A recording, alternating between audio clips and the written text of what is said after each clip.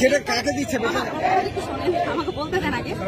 এরপরে আপনাদের যদি মনে হয় পরবর্তী বিষয়ে আপনারা স্যারের সাথে কোনো কথা বলতে চান, আপনারা একটা সময় জেলায় প্রোগ্রাম আছে, তখন ডিসি স্যারের সাথে আপনারা ঠান্ডা মাথায় বিষয়টা বলেন।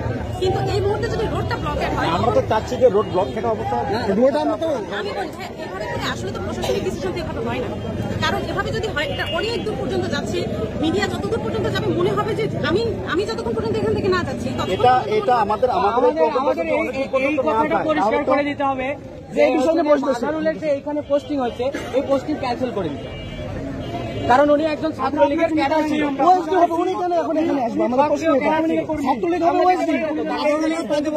আমরা সব ছেলেপেলে দাঁড়াচ্ছি। আপনারা এটা স্যারদের সাথে যেহেতু বিকেলে আপনাদের আরেকটা প্রোগ্রাম আছে উত্তরবঙ্গে, আমাদের কেন নাই, কেন ক্যাডার, কেন উপদেষ্টা নাই, এই বিষয়ে তো আপনারা কথা বলবেন, তখন বিষয়টা বলেন। কিন্তু আপাতত আমাদের চার্জটা ছেড়ে দিয়ে যেতে দেন। আর আপনারা যদি রোডটা ব্লক করে রাখেন, আমি যদি এখনো চার্জটা ছেড়ে দিয়ে যাই না, এটা কিন্তু এখন আমার রেসপন্সিবিলিটি।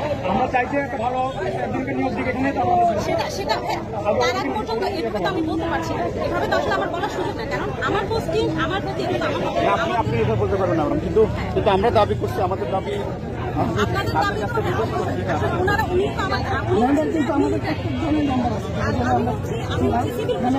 আমাদেরকে বললো না যে হচ্ছে তোমরা আসো আমরা এই বিষয়ে নিয়ে আলোচনা করবো, আশ্বস্ত করতে বললো না এখন একবারও। এবং সকালে তার সাথে আমরা কথা বলে এখানে আসছি।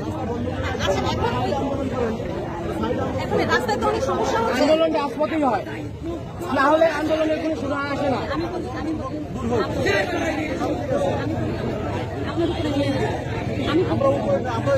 আমরা জনগণের ভালো জন্যই কাজ করবো। হ্যাঁ ভাই, জনগণ আছে, এই 17 বছর ধরে কোনো জনগণ তো রাস্তা দেখে, স্টুডেন্টরাই ছিল। হ্যাঁ ছিলেন, বলেন আপনি ছিলেন।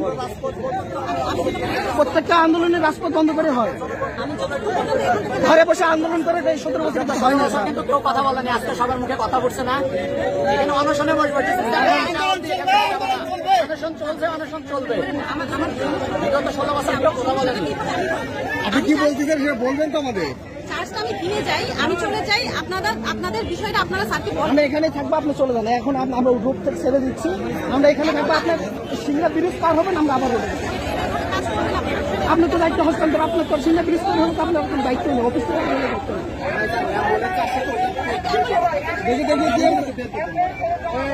অ্যাম্বুলেন্স বের করে দাও।